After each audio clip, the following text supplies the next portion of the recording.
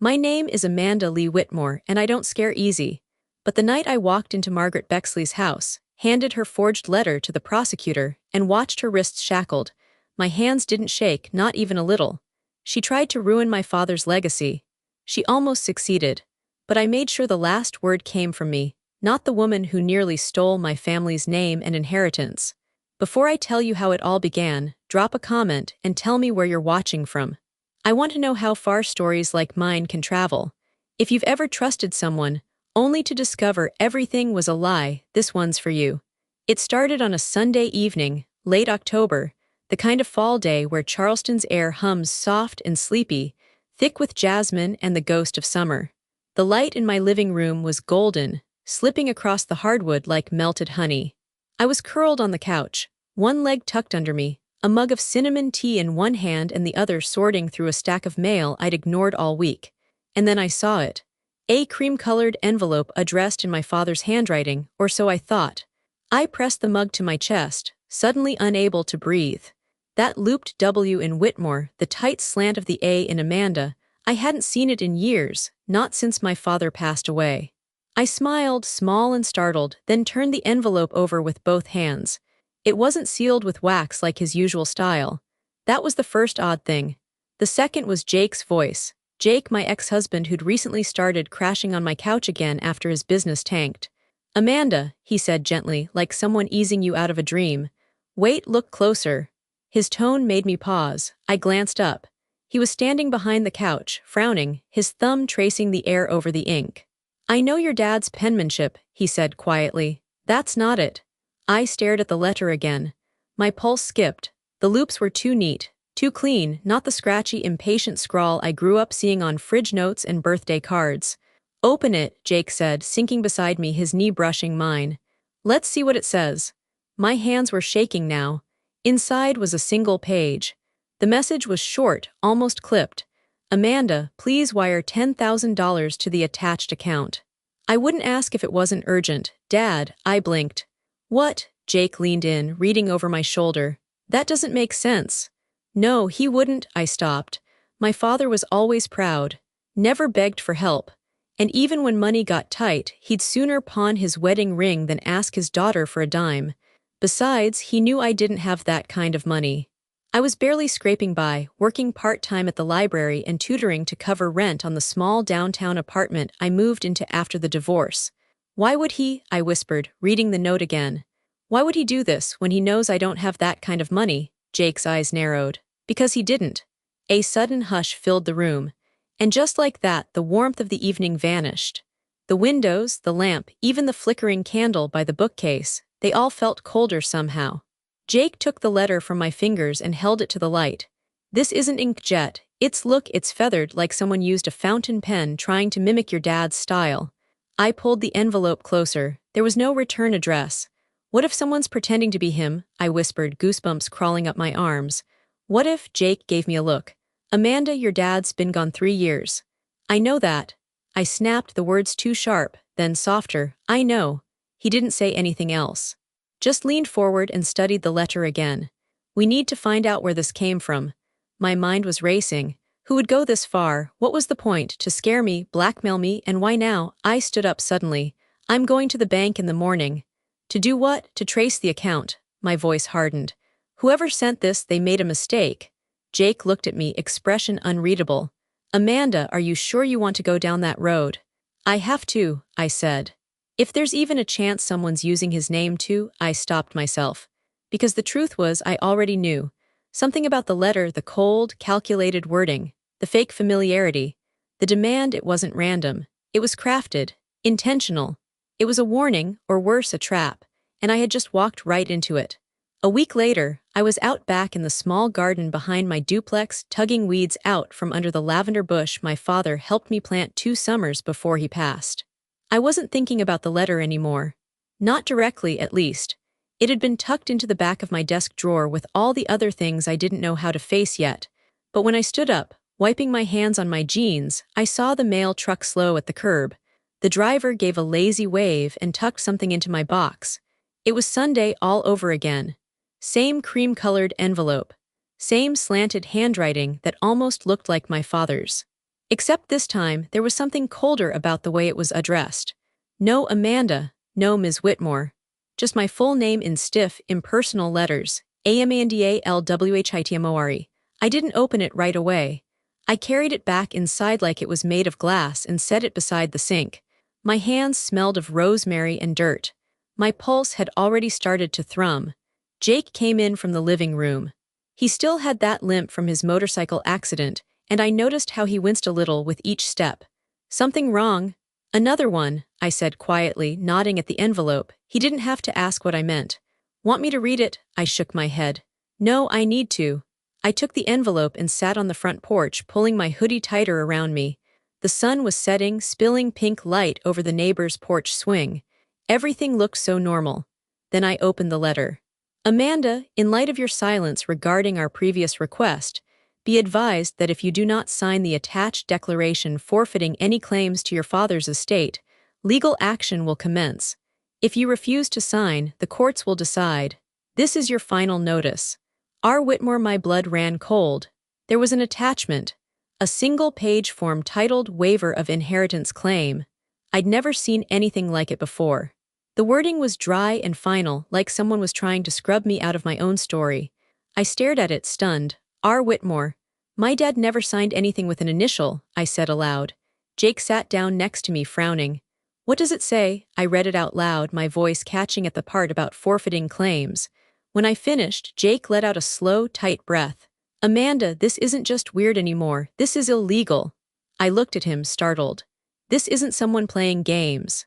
This is someone trying to wipe you out of your father's estate permanently. But why? Who would? Jake cut me off. You said your father's will was handled years ago, right? Yes, Harold Emmons, his lawyer, everything was settled, or I thought it was. Jake leaned forward, elbows on his knees. You're going to need to talk to Harold again. Bring him both letters. I nodded slowly, still clutching the paper like it might bite me. Jake, what if someone's trying to claim I was never supposed to inherit anything? Then we prove otherwise. But if my dad really left something and someone forged this, they'd have to know what's in the will, wouldn't they? Jake looked at me with a steady gaze.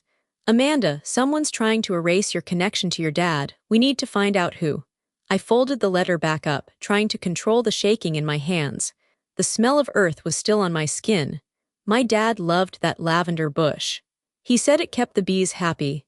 Jake, I said softly. Yeah, I'm scared this isn't about money. I think it's about control, about making sure I never ask questions. He reached out, resting a hand over mine. Then we start asking. The next morning, I stood in the doorway of my bedroom, suitcase in one hand, and stared at the faded photograph on the shelf above my desk. It was one of the last taken before everything unraveled, me and Dad in front of the house in Asheville, arms looped tight, both of us laughing so hard his glasses had fogged up. 4 hours didn't feel long when your past was waiting at the other end. Jake packed the car without speaking much. He'd already brewed coffee and filled up the tank by the time I put on my jacket. There was something quiet and steady about the way he moved, protective, but not intrusive. I was too tangled up inside to say it, but I was grateful.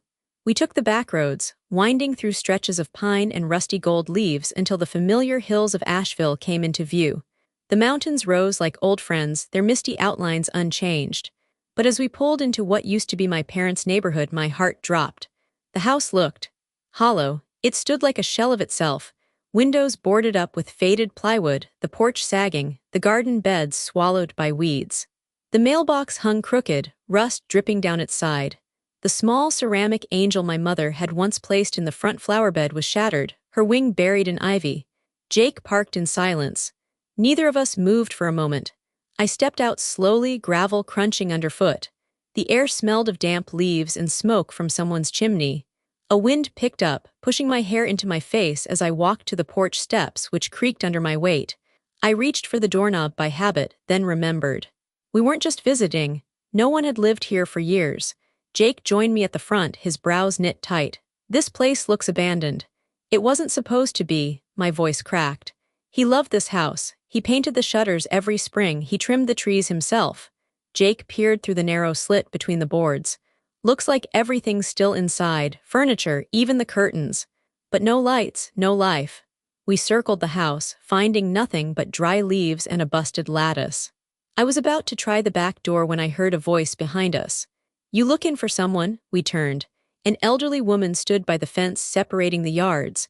Her cardigan hung off her thin shoulders like soft armor, and a plastic visor shielded her face from the sun. Her eyes were sharp, watchful, and somehow familiar. "I'm sorry," I said, walking over. "I didn't mean to startle anyone. I used to live here. I'm Amanda Whitmore." Her face softened immediately. "Whitmore. Lord child, I haven't seen you since you were knee-high with a band-aid on your chin." She leaned closer. "Amanda Lee, is that you?" I smiled faintly. "Yes, ma'am." "Well, I'm Dollars, used to live next door when your parents moved in. I remember you playing with that jump rope out front, always gettin' tangled." She chuckled, then sobered. "You here alone?" "No, this is my friend Jake," I said, gesturing to where he stood respectfully back. Dollars' expression turned careful. "I figured someone might come back eventually. That house has been empty, it must be near 3 years now." I felt my mouth go dry. "Do you know what happened? Why they left?" Dollars looked away, fidgeting with the edge of her sweater. "They didn't tell me much.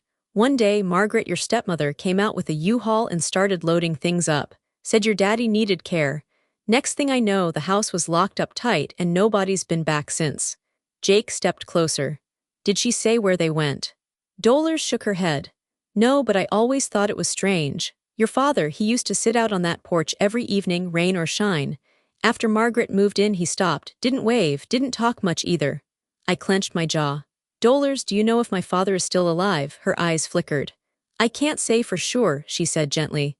"But I did hear from Carol down the street that there was an obituary a while back. Robert Whitmore, your daddy's name, right?" I nodded, heart pounding. "I never saw it myself," Dollars added quickly. "Just rumors, but if it's true, I'm so sorry, honey." Jake laid a hand on my shoulder. "We'll find out for certain." Dollars stepped closer.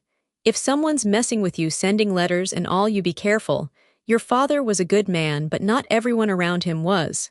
Her words hung heavy. I thanked her, promising to stay in touch. As Jake and I returned to the car, I stole one last look at the house. The home where birthdays were celebrated, where my father taught me to ride a bike in the driveway, where I cried after my mother died. Now it looked like a stage set, empty of actors. The story paused mid-sentence. But I was done waiting. If my father was gone and someone had buried the truth, I was going to dig it up piece by piece. The next morning, I came back with bolt cutters. Jake didn't ask questions. He was already in the car, a thermos of black coffee in one hand, a flashlight in the other. We parked a block away and walked through the damp backyards of sleeping homes until we stood behind the house I used to dream in. I hesitated, hand resting on the rusted chain that bound the back door shut. Jake looked at me gently. "You sure?" "No." I wrapped my fingers around the cutter's handles. "But I have to." With a soft clink and a louder snap, the lock broke. Inside, the house smelled of mildew and dust. It was like stepping into a sealed memory. The walls were yellowed, the furniture under white sheets that looked like ghosts frozen mid-movement. The air was thick, untouched by breath or light. A clock on the wall still read 3:12, who knows from what year. Jake slipped past me, lifting one sheet and revealing the love seat my father used to nap on with a book resting on his chest. I moved toward the fireplace, where Dad's old globe still sat, its countenance faded, the stand wobbling slightly when touched. We split up without needing to speak. I moved through the kitchen, careful not to disturb too much. I opened drawers slowly, pulling out a spoon still crusted with dried sugar, a stained tea towel, a bundle of takeout menus bound with a rubber band. The fridge, long since unplugged, was taped shut. I didn't dare open it. Upstairs, the silence deepened. My childhood bedroom still had the faded constellation stickers I'd plastered to the ceiling. The bed was stripped, but the bookshelf held a few paperbacks with cracked spines. Jake called softly from down the hall, "Amanda, check this out." He was in the study. My father's desk, solid oak, dented from decades of use, had been emptied, but someone had left a small metal filing box pushed into a corner. Jake had already picked the flimsy lock. Inside were old utility bills, some handwritten notes, and several bank statements, all dated 3 years ago. Jake flipped through them, brows furrowed. Everything stopped suddenly in June, then nothing. "June," I echoed slowly. "That's the same summer Margaret took him away. That's when everything changed." Before we could examine more, a sudden blue flash lit the walls. A siren crackled. I froze. Jake moved fast, peeking through the curtain. It's a patrol car. What? My voice came out strangled. Did Dollars? No, Jake said, turning to me. There's a sign outside I didn't notice before. No trespassing, property under legal restriction. Someone's watching this place. My heart pounded. What do we do? Jake looked at me for only a second. Then he grabbed my arm, pressing the keys into my palm. You go. What? No, I'll stall them, he said, firm. Just go out the back. I'll tell them I saw movement, that I thought it was a squatter or something. You're not getting caught over this. I hesitated, eyes searching his. Jake, don't. I've got this, Amanda, but you need to find out what your father left behind. Go. I didn't say thank you, I just ran. Through the back, into the overgrown yard, heart thundering, sneakers slick with morning dew. I crouched behind a shed until I heard the car door slam and Jake's voice, calm but loud enough to carry. Then I bolted through the neighbor's hedge, back to our rental car where I ducked behind the wheel and waited. Minutes felt like hours. Finally, Jake appeared, walking casually down the sidewalk, hands in his jacket, his face flushed but grinning. Miss me? He said, sliding into the passenger seat. You're insane, I whispered, breathless. Maybe, he said, eyes dancing. But that cop believed every word. I said I saw someone sneaking around the back. I offered to show him where they went down the trail. He never even asked for ID. I stared at him. You could have been arrested. He shrugged. You would have done it for me. I didn't answer. I just reached out and took his hand, holding it tight. By the time we reached Charlotte, the adrenaline had worn off, and I could feel the soreness in my legs, the tension in my jaw, and the hollowness sitting in my chest like a stone. Jake drove in silence, one hand on the wheel, the other resting lightly on his knee, his eyes flicking toward me every now and then. I didn't say much. My mind was stuck on two things: the envelope in my glove box and the words Dollars had said so gently. I heard he passed. I needed to know, not wonder, not hope. No, Harold Emmons's law office was tucked inside a small brick building just off Trade Street. It hadn't changed in a decade, still the same gold lettering on the glass door, Emmons and Leeds, estate law, though Leeds had passed away when I was in college. Harold had been my father's attorney for as long as I could remember. He used to sneak me butterscotch candies from his drawer when I tagged along to appointments. I walked in, heart hammering against my ribs. The receptionist, a young woman with short curls and large glasses, looked up politely. May I help you? I need to speak with Mr. Emmons. It's urgent. I'm Amanda Whitmore, Robert Whitmore's daughter. There was the faintest flicker in her expression, like recognition. She nodded and picked up the phone. Just a moment. A few minutes later, the door to Harold's office opened and he appeared, thinner than I remembered, with deeper creases around his eyes and a cane in his left hand. But when he saw me, something softened in his face. Amanda, he said, his voice gravel and warmth. Come in. Jake waited in the lobby as Harold guided me into the office. The walls were lined with old books and framed certificates just like I remembered, but now dust settled on the shelves like quiet grief. I sat down and clutched my hands in my lap. I didn't know who else to go to, I began, breathless. I received letters, someone pretending to be my father, one asking for money, the other threatening a lawsuit, trying to get me to forfeit any inheritance. Harold's expression didn't change, but he leaned forward slowly. May I see them? I handed over the copies I'd made. He adjusted his glasses, studying the paper with a deliberate calm. Then he sat back and sighed. Amanda, he said gently, your father passed away 3 years ago this June. I handled all the paperwork personally. I'm so sorry you're finding this out like this. I didn't realize I was holding my breath until I let it out in a shaky exhale. It's true then, he nodded solemnly. Yes, he had a stroke. It was sudden. Margaret was listed as next of kin. She notified me and requested the terms of his estate be executed privately. My eyebrows knit. Privately, but she never told me. I didn't get a call, not a letter, nothing. She said you and your father had been estranged. That's a lie. Harold took off his glasses, cleaning them with a handkerchief. I thought so, but Margaret was persuasive. She provided a handwritten note your father allegedly left, saying he didn't want you involved in the estate. My blood went cold.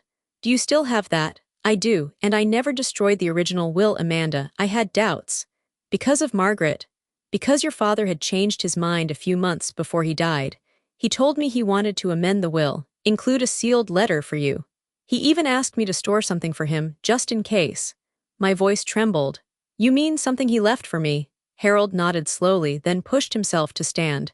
He walked to a small wall safe behind a painting and after a few seconds of careful turning, opened it. From inside, he pulled a manila envelope aged around the edges. He asked me to give this to you, but only if you ever came looking for answers. I stared at it, afraid to touch it. Harold placed it in my hands. Amanda, someone is forging your father's name. And given what you've told me, I don't think this ends with a couple of fake letters. My fingers closed around the envelope, pulse racing beneath my skin. Then I'm not stopping until I know the whole truth. I didn't open the envelope right away.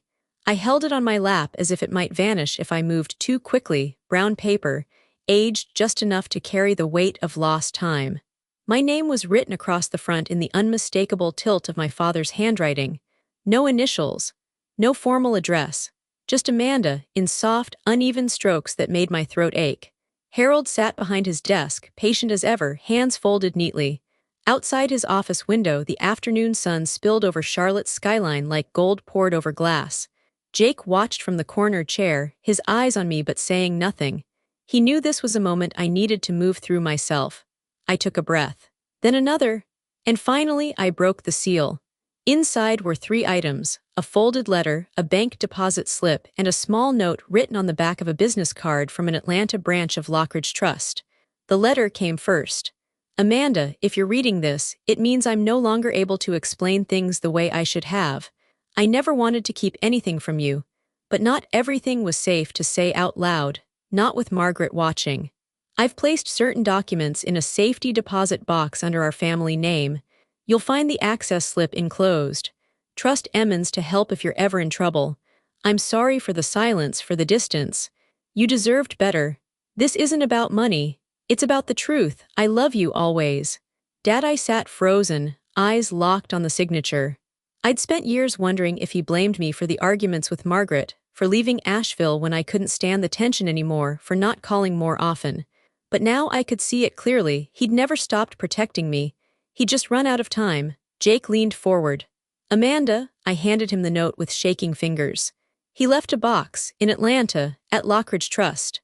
Harold nodded, already pulling open a file drawer behind his desk. Yes. Your father mentioned the deposit box during our last conversation. He said it was for family matters. I wasn't aware of its contents, but he asked me to keep this on file for you as well. He pulled out a thick manila folder, its edges worn. Inside were notarized copies of my father's will, both the original and the revision he'd attempted to finalize before his death. Harold slid one copy across the desk toward me.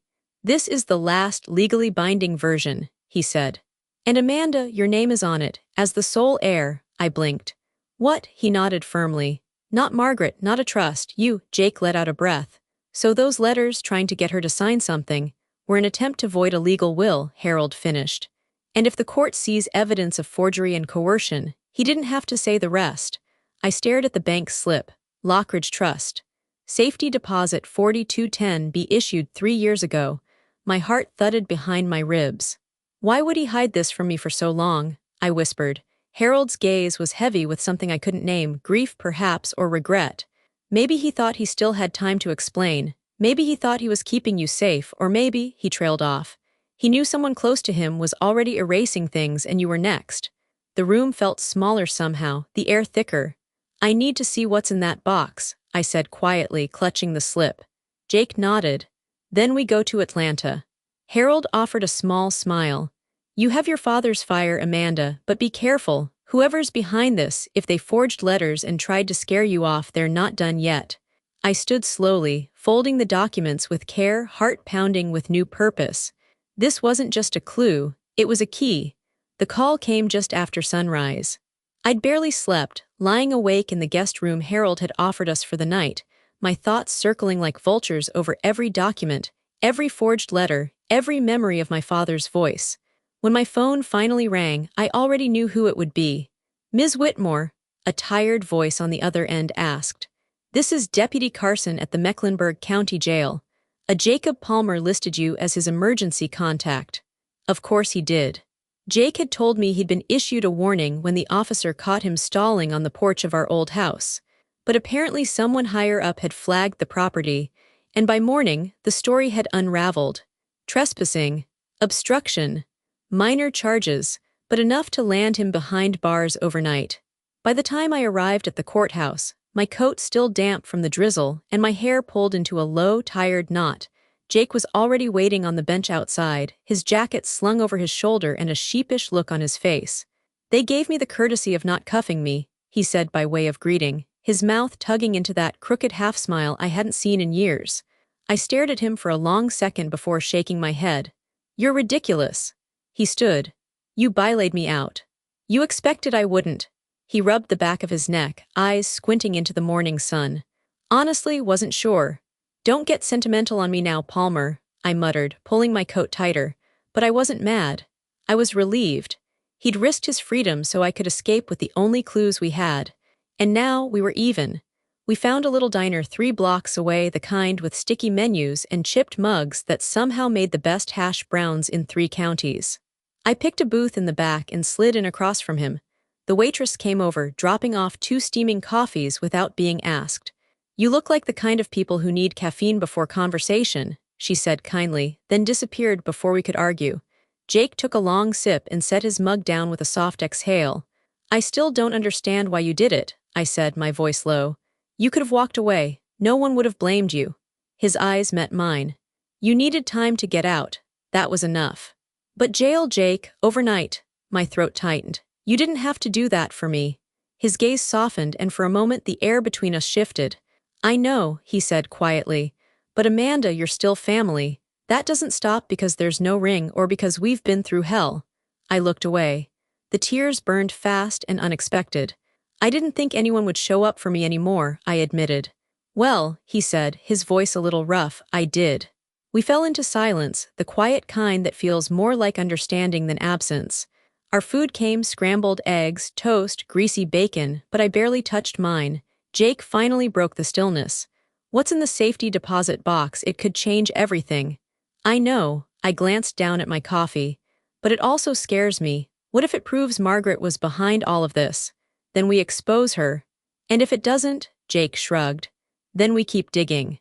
I let the silence stretch between us again, then finally said, "You know, I never thought I'd be sitting across from you in a diner after bailing you out of jail." He grinned. "Well, you always said I was full of surprises." I snorted. "You also once told me you'd never get arrested again." He held up his coffee mug like a toast. "To broken promises." I clinked mine against his, a faint smile playing at the edge of my lips. "To finding the truth." 2 days later, we were in Atlanta, thick traffic, sticky humidity, and the hum of the city all around us as we pulled up to the Lockridge Trust building. It was tucked between a dry cleaner and a law firm, unimpressive from the outside, with a metal door and faded gold lettering. But I knew whatever lay behind that door mattered. My father had hidden it here for a reason. Inside, the cool air smelled faintly of carpet cleaner and old files. A receptionist with a clipped southern accent took the deposit slip and asked us to wait while they verified my ID and retrieved the box.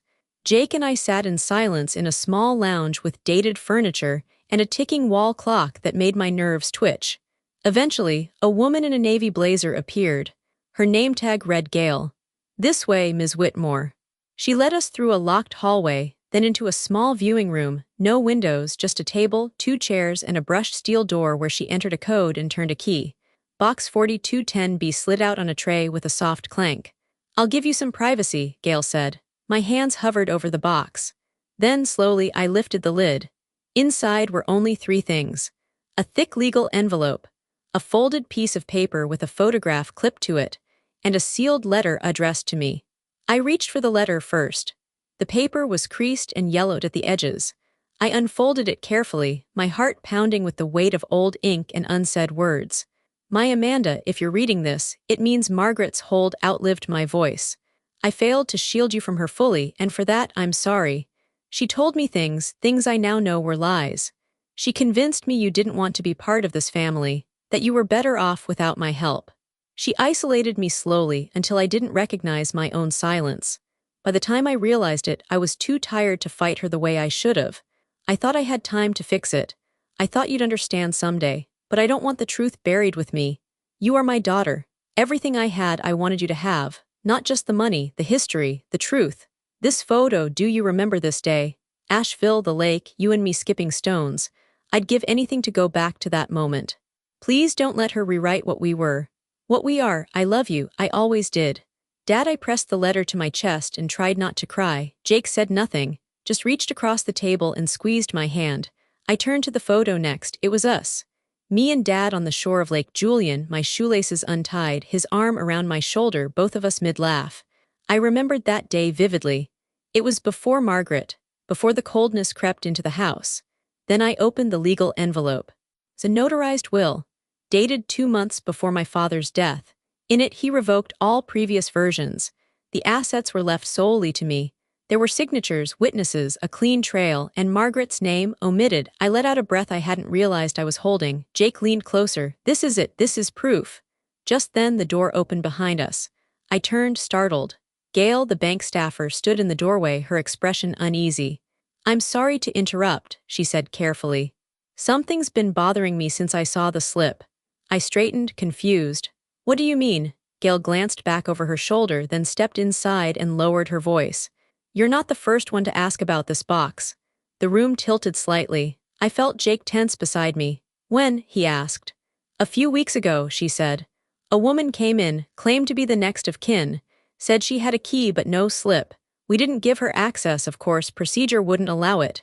But she was pushy. Kept asking if anyone else had come for it. What did she look like? I asked, my voice barely audible. Gail hesitated. Dark red hair, tall, sharp features, southern accent. She wouldn't give her name. Jake muttered, Margaret. Gail looked between us, now visibly uneasy. I thought you should know. It felt wrong. And now that I see what's in that box, I think she knew it was important. I folded the will back into its envelope with care. My hands had stopped shaking. My voice didn't waver anymore. She's trying to erase me, I said, but she's already lost. The drive back to Charleston felt different, heavier. Not because of the traffic or the rain that trailed us all the way from Atlanta, but because I now had something I didn't have before, proof. It sat in my bag on the floor beneath my feet. The will, the letter, the photograph, my father's voice resurrected in ink. Jake drove with one hand, the other resting on the armrest between us. He didn't say much, and I didn't need him to. We were past filling silence for comfort. What mattered now was action.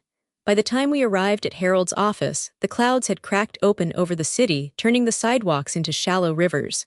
I tucked the envelope close to my chest, rushed through the front doors, and didn't bother drying off. Harold was waiting in the conference room, sleeves rolled up, a thin stack of folders already open beside him. I ran the signatures, he said without preamble as we sat down. Compared the letters you brought me, the one asking for money, the second threatening legal action, and the documents from your father's actual will. He pushed 3 sheets across the table. The real signature stood firm and slightly uneven, like I remembered from birthday cards. The others, slick, too uniform, almost like someone practiced until it looked enough like his hand, fell apart under the scrutiny of Harold's trained eye. They're forgeries, I said aloud, though I already knew. Harold nodded.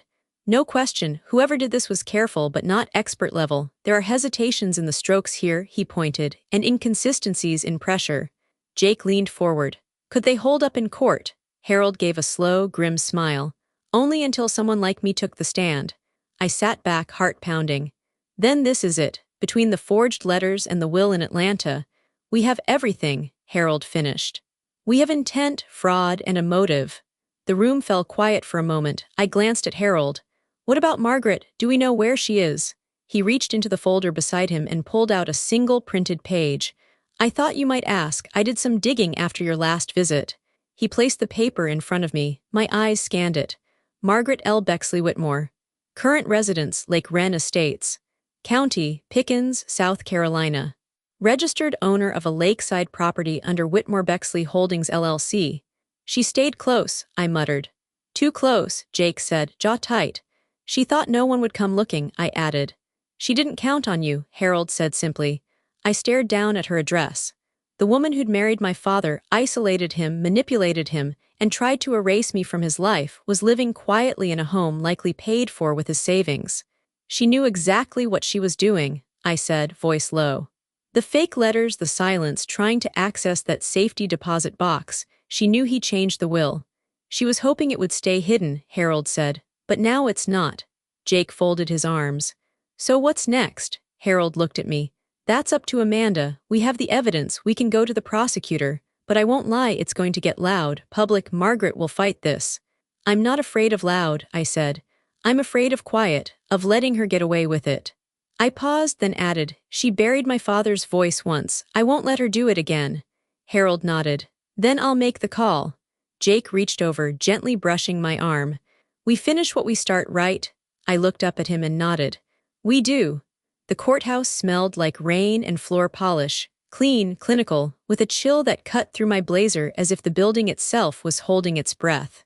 Jake walked beside me, quiet, his hand grazing the small of my back now and then, not in comfort but in solidarity.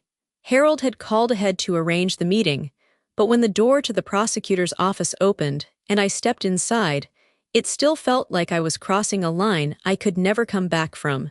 Assistant District Attorney Marcus Simmons stood to greet me.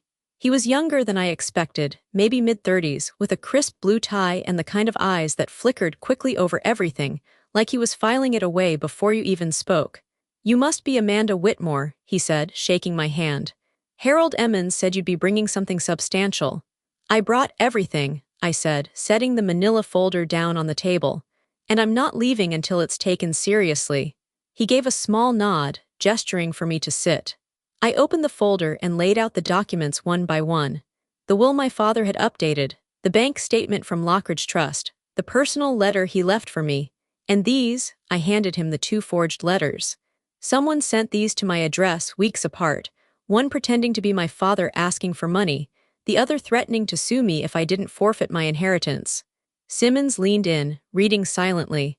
I watched his eyes narrow slightly as he flipped between the pages. Then he reached for the signature analysis Harold had provided and laid it side by side with the letters. These are very good forgeries, he said, but not good enough. They came from someone who knew exactly how my father wrote, someone who had access to old documents, someone with everything to lose. He looked up at me. Margaret Bexley. I didn't answer. I didn't need to. Jake shifted beside me. She's still in South Carolina, living under a holding company named after both their last names. She tried to access the safety deposit box in Atlanta before we got there. Simmons took all of this in with practiced calm. Then he leaned back in his chair and said something that made my heart stop. We'll need you to come with us. I blinked. Come with you? He nodded. If we're going to confront Margaret and serve her, we need you there to verify, to identify the letters, to be present when she hears the charges. Jake sat up. Is that normal procedure? Simmons looked at him. It is when the entire case started with a daughter no one expected to fight back. I stared at him, my stomach coiling. Tonight, he nodded. We have everything we need and this ends tonight. Lake Wren was still. The kind of quiet that clung to the surface of the water like glass, unbroken and watching. Margaret's house stood just beyond the curve of the road, tall, expensive, the kind of place that had once seemed untouchable. The wraparound porch still bore the lanterns my father loved, though their bulbs had long since gone dark. 3 unmarked cars rolled to a stop in front of the house. I stepped out of the passenger seat behind Ada Simmons, heart steady, breath shallow. Jake waited a few feet back, hands in his pockets, face unreadable. Stay close, Simmons said under his breath. Let us lead. The knock was sharp. Official. A deputy flanked the door, his stance firm. It took a long minute before we heard the latch click. Then the door swung open. Margaret Bexley Whitmore stood in silk slippers and a cream cardigan, her hair pulled into a perfect twist, like she hadn't aged a day since the last time I saw her. Her eyes landed on me and narrowed. Amanda. She said it like it tasted bitter. Mrs. Whitmore, Simmons replied, stepping forward. We have a warrant to search the premises and arrest you for attempted inheritance fraud, obstruction of a state execution, and forgery of legal documents. Gaze barely flicked toward him. This is absurd. Simmons raised a hand. Please don't resist. Resist, she laughed, sharp and empty. You're dragging a grieving widow from her home over a desperate little girl's fantasy. She turned to me then, all venom behind her manicured smile. You were always weak, Amanda, like your mother, always waiting for someone else to fight for you. I took a step forward. No, I said quietly. Then louder, firmer. I was just silent. You taught me to be. Counted on it, but I'm not that girl anymore, she sneered. What do you think you've won? Your father is dead. All your noise doesn't change that. My father died with a will that you tried to bury, I said, voice clear.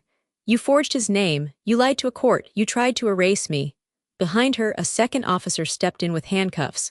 Margaret flinched, then snarled, but didn't move as the metal locked around her wrists. You'll regret this, she hissed. No, I said, stepping back. You will. As they led her down the porch steps, I didn't look away. I wanted her to feel it, to see me standing there, not broken, not afraid. Jake came up beside me, quiet. You okay? I watched the police car pull away, red and blue lights flashing in the soft dusk. I will be, I said. 3 weeks passed like mist through my fingers, quiet and weightless, but still leaving everything damp. Margaret was out on bail, of course. That was expected. Her lawyer was already throwing words like misunderstanding and grief-induced confusion around like confetti. But the evidence was solid. The timeline was airtight. And for the first time in years, I could sleep with my windows open and not wonder who was watching. But some things still needed closure. The kind courtrooms and charges couldn't give. That's why I drove to Asheville alone. The cemetery sat on the edge of town, just past a grove of oaks that turned to golden rust this time of year. My boots crunched over fallen leaves as I made my way through the rows. I didn't bring much. Just a white camellia clipped from the bush outside my duplex and the letter he left me. My father's headstone was simple, just like he was. Robert James Whitmore, 1957-2023. Beloved father. I stood there a long time before kneeling in the damp grass. The wind had picked up. It pulled strands of hair loose from my scarf and whispered through the trees like something unfinished. I thought you gave up on me, I whispered, placing the camellia gently at the base of the stone. And for a while I gave up on you too. The letter sat in my coat pocket. Edges softened from the number of times I'd unfolded it, read it, memorized it. You let her twist things, I said, my voice barely louder than the breeze. And I'll never understand why you didn't push back harder. Why you let her speak for you. My throat tightened. I looked down, my fingers brushing the soil. But I know now you tried in the end. You left me something real, something that couldn't be stolen, and I heard you, Dad, I heard you. A bird called from a nearby tree. It sounded like a question. I reached into my pocket and pulled out the letter. I didn't read it again. I just laid it beside the flower and stood. You should have said it sooner, I added.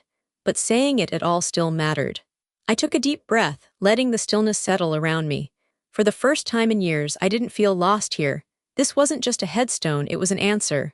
I forgive you, I whispered, and I'll carry the rest. As I turned to leave, the wind shifted, lifting the edge of the paper slightly like it was waving goodbye. 1 year later, the house on Sycamore Lane no longer looked like a ruin. The boards were gone. The shutters were painted a deep, warm blue, the same shade my father once used.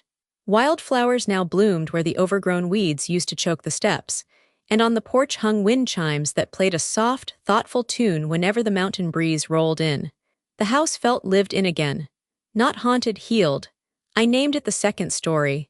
A quiet writing retreat tucked into the hills of Asheville, open to women who carried invisible grief, daughters estranged from mothers, sisters caught in silence, widows relearning how to speak. We sat around tables in the sunroom and wrote things we'd never said aloud before.